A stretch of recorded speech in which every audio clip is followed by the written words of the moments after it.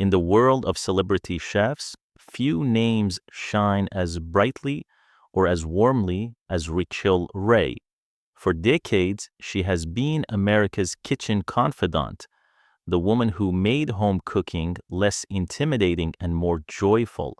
Her laugh, her energy, her 30-minute meals, everything about her radiates authenticity.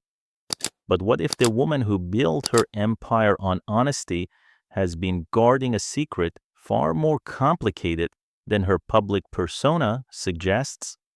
Behind that ever-present smile, behind the empire of cookbooks, talk shows, and endless optimism, lies a marriage that has been both a source of a strength and a storm of controversy. Her husband, John Cusimano, has been by her side for almost 20 years. Together, they've built an empire, faced scandals, weathered rumors of infidelity, and fought to keep their love intact while the world watched every move. Now, the truth behind one of television's most beloved couples is finally being revealed. A truth that is not black or white, but layered, emotional, and deeply human. Because sometimes even the happiest faces on TV are hiding the most turbulent storms at home. Rachael Ray's story didn't begin under studio lights or behind a polished kitchen counter.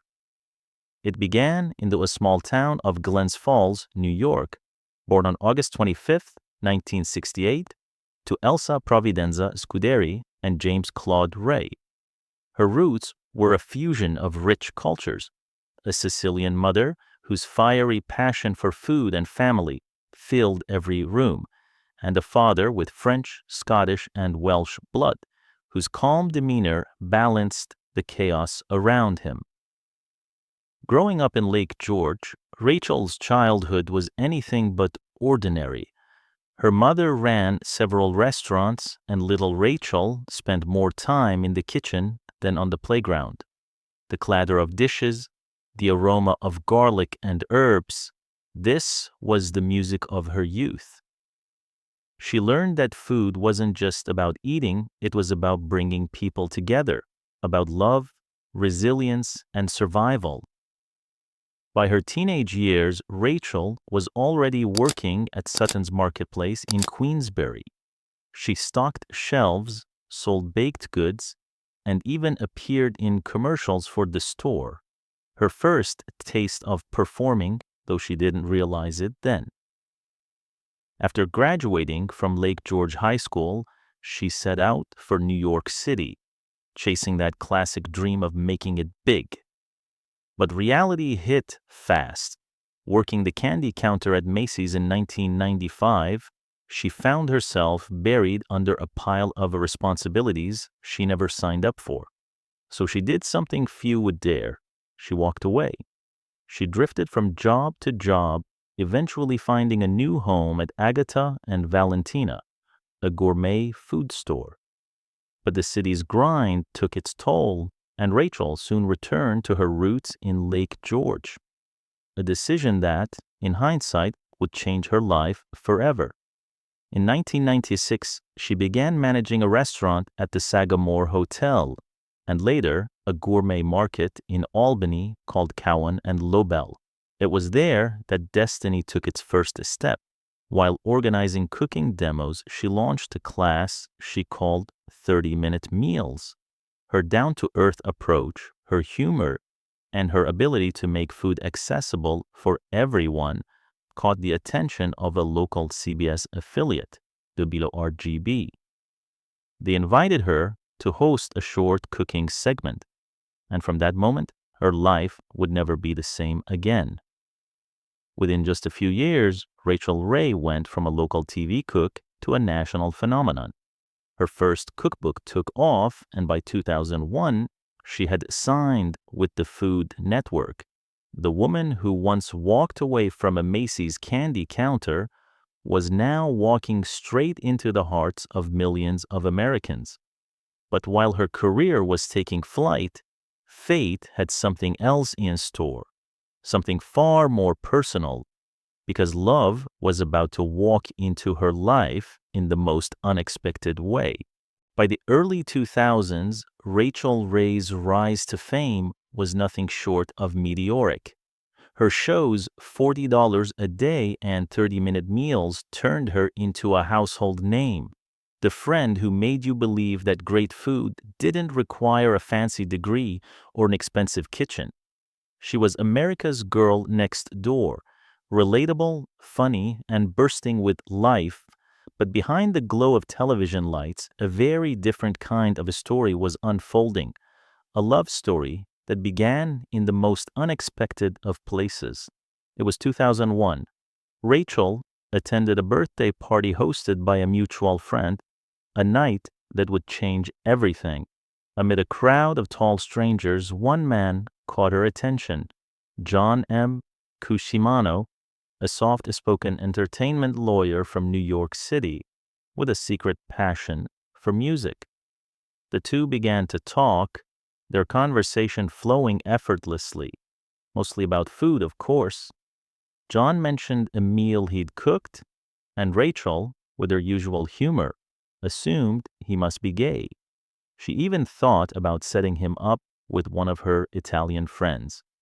But when John laughed and corrected her, they stayed up talking until 4 a.m. That conversation never really ended. From that night on, they spoke every single day. For Rachael, who had almost given up on love, John was a surprise she didn't see coming.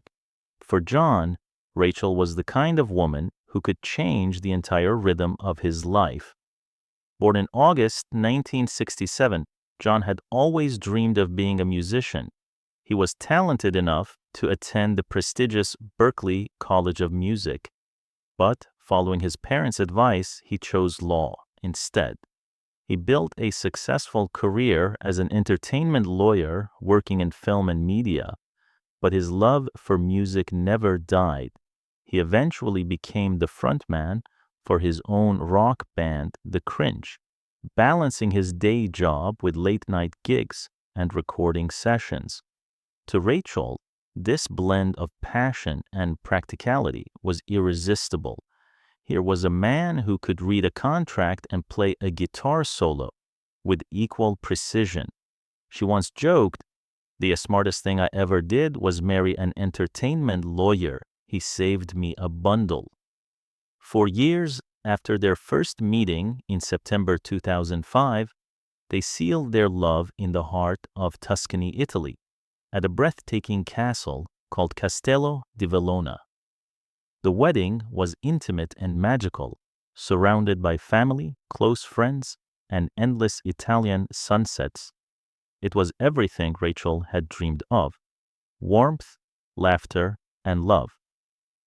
10 years later, in 2015, the couple returned to that same castle to renew their vows, this time joined by 100 loved ones. Rachael read a poem called All the Whiskey in Heaven, ending with the words that brought everyone to tears. "Under any circumstance, I would still choose you, and I love you more than all the whiskey in heaven." To the world, it seemed like a fairy tale, the perfect blend of fame, fortune, and romance. But behind that perfect image, shadows were beginning to form. Because fame, as Rachael would soon discover, doesn't just amplify success. It magnifies every rumor, every flaw, and every secret. No marriage lived in the spotlight is ever truly safe from whispers. And for Rachael Ray and John Cusimano, those whispers began almost as soon as they said, "I do." At the height of her fame, when the Rachael Ray Show was climbing the ratings and her name was becoming a brand, tabloids found a new obsession: her marriage. What began as innocent curiosity soon turned into a circus of scandal, betrayal, and the speculation. The earliest rumors were brutal: claims that John had been unfaithful, that he'd been seen with other women, even darker, that he'd been involved with sex workers. It was the kind of gossip designed to destroy. Rachael didn't stay silent. On her own talk show, she addressed the headlines with courage and exhaustion in her voice. Everybody gossips, she told her audience, but this stuff hurts people. Our families, our friends, they worry about us. Her fans applauded her honesty, but the damage was already done. Once the seed of doubt is planted, it never really dies. Then came 2013, the year everything exploded. The National Enquirer published a story claiming that John had been seen multiple times at a notorious swingers club in New York City. Allegedly, 6 visits, all without Rachael. The accusations were salacious, humiliating, and spread like wildfire. Rachael's team issued a swift and furious denial, calling the story a pack of lies. John himself was reportedly preparing to sue the publication for defamation. But even with the strongest denials, the whispers lingered like a shadow that refused to fade, and that shadow began to creep into their marriage. Rachael later admitted in her 2024 podcast, I'll Sleep When I'm Dead, that their relationship was far from peaceful. She confessed they had never had a single moment of calm, describing their marriage as a constant dance of passion and fiery arguments. To her, it was healthy, 2 strong personalities refusing to give up. To outsiders, it looked like chaos barely held together by loyalty and love. Still, through all the chaos, the couple stood their ground. In 2015, they returned to Tuscany once again, renewing their vows at the very castle where they first married. Rachael silenced critics not with press statements, but with poetry. She read All the Whiskey in Heaven once more, her voice trembling but proud. It was a declaration of faith, not just to John, but to the world. No matter what they said, her love remained unshaken. But love in the public eye is never simple. The gossip never stopped, and the wounds never fully healed. To some, Rachael and John were a passionate couple who defied the odds. To others, they were a cautionary tale, proof that even the strongest relationships can crumble under fame's cruel spotlight. And just when it seemed the storm was over, a new one began to rise, one that would test not just their marriage, but Rachael's entire legacy. By the mid-2000s, Rachael Ray wasn't just a TV chef anymore. She was an empire. Cookbooks, talk shows, cookware lines, even pet food. Her brand stretched into every corner of American homes. But with fame came resentment. The higher she climbed, the more critics tried to pull her down. Her signature concept, 30-minute meals, was mocked by professional chefs, who claimed her dishes took much longer than advertised.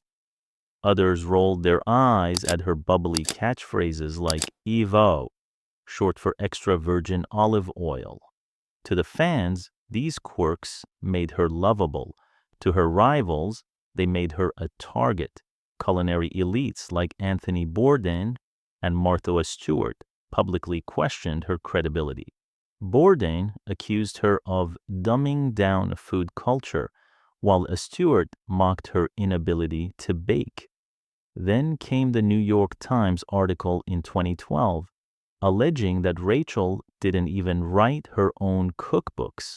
She fought back, explaining that while she had help organizing, every recipe was her own, but once again, the damage stuck. The authenticity that had built her empire now stood on shaky ground. Then in 2017, another storm, when celebrity chef Mario Batali faced sexual misconduct allegations. Rachael made the mistake of standing by him, saying he had always treated her fairly. The comment was meant to be personal, not defensive, but the backlash was swift. Fans accused her of being tone deaf. Her once golden image began to tarnish.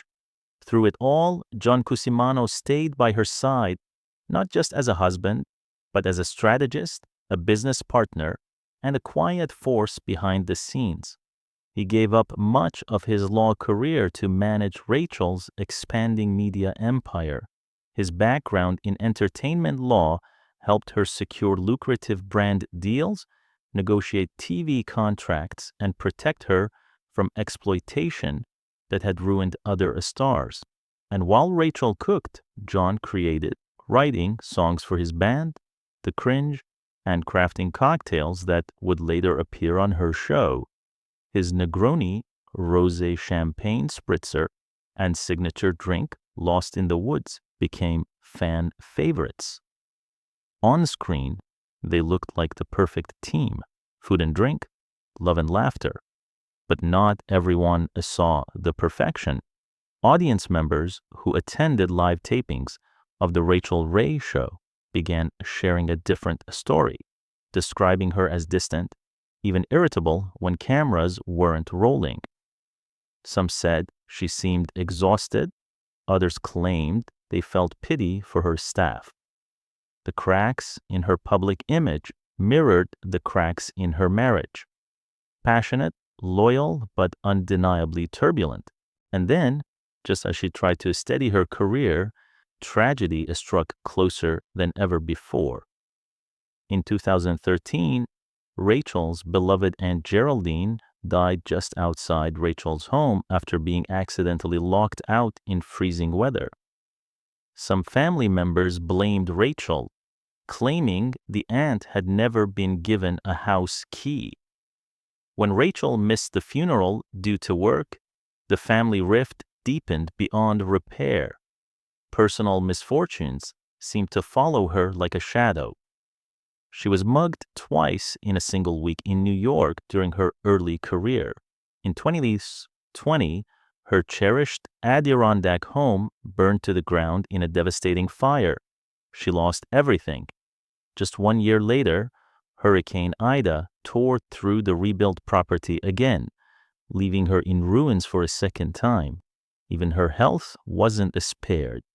Her raspy voice, one of her trademarks, came from childhood throat problems. In 2008, she underwent surgery to remove a benign cyst on her vocal cords, sparking false rumors that she had cancer. And through every heartbreak, every loss, every public humiliation, one man remained by her side, John Cusimano. The same husband who had once been accused of betrayal was now her rock in the storm. Together, they rebuilt homes, fought lawsuit over her pet food brand, and held on to whatever peace they could find. Their bond was never simple. It was messy, loud, imperfect, but somehow it endured. Still, as the years rolled on, even the strongest hearts can grow tired. And when Rachael faced her final chapter in daytime television, the world wondered what would come next for the woman who had lived her entire life in front of a camera. Nearly 20 years after that sunlit wedding in Tuscany, Rachael Ray and John Cusimano are still together, still unpredictable, still fiery, still misunderstood, but time has changed them. After 17 seasons on air, Rachael decided in 2023 to end her long-running Rachael Ray show, the same show that had defined her career for nearly 2 decades. It wasn't a goodbye to fame, but rather a shift in focus. She poured her energy into her new production company, Free Food Studios, determined to tell authentic stories her way, on her terms. She also launched a podcast titled I'll Sleep When I'm Dead, where she revealed, perhaps more candidly than ever before, that her marriage is not perfect, not even close. John and I fight all the time, she said with a laugh. We've never had a single moment of peace, but maybe that's what keeps us alive. It was the kind of raw honesty fans had never heard before. The truth behind the laughter, the chaos behind the calm. Despite the old rumors and past scandals, the couple seems more united now than ever. In August 2024, John posted a touching birthday tribute to his wife on social media, calling her his forever love and forever home. Just days earlier, Rachael had celebrated his 58th birthday with the heartfelt words and photos of the two of them smiling with their rescue dog, Bella, the image of a couple who had survived it all. Now, they split their time between their rebuilt home in the Adirondacks and their beloved villa in Italy, the same land where their love story first began. There, far from Hollywood lights and tabloids, John still plays music and Rachael continues to create, to cook, and to dream. Their story is one of contradiction, love and anger, loyalty and doubt, fame and loneliness. To some, they're proof that love can survive even the ugliest rumors. To others, they're a reminder that behind every perfect picture lies 1,000 untold battles. But perhaps that's what makes their story so deeply human, because in the end, Rachael and John aren't just celebrities. They are two people who've chosen again and again to fight for each other, even when the world was ready to see them fall apart. And maybe that's the real truth, not about gossip or headlines or rumors, but about resilience, forgiveness, and the kind of love that endures long after the cameras stop rolling. So what do you believe? Have Rachael and John proven that their bond is stronger than scandal? Or will the shadows of fame forever follow them? Tell us in the comments below. And if you were moved by this story, don't forget to like, share, and subscribe for more untold truths behind Hollywood's most fascinating lives.